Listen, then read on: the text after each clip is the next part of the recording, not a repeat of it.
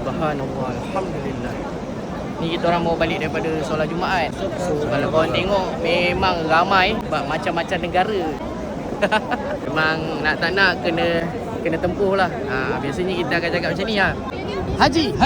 Macam tu. Haji. Untuk kita nak kira laluan haji. Tapi nampak gayanya macam aku tak dapat laluan je ni. Sebab terlampau ramai. Astaghfirullahalazim. Subhanallah. Kita berdekatan dengan KL, apa orang panggil KL pula, Clock Tower.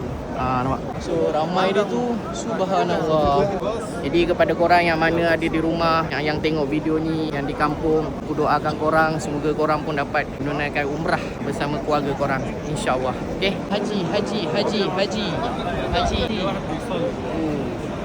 Best. Sebab apa? Ramai. Kita nampak Islam tu kuat.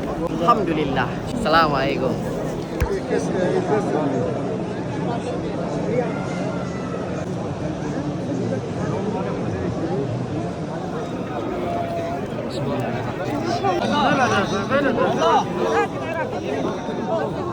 في العمر كيف انا بدافع ولا راسي خالص Mudahkan segala urusanku ya Allah. Allah Akbar, ya Allah Tuhan ku murahkan rezekiku. Ya Allah.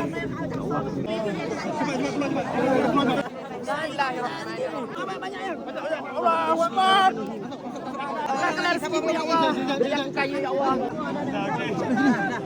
Rezeki awak yang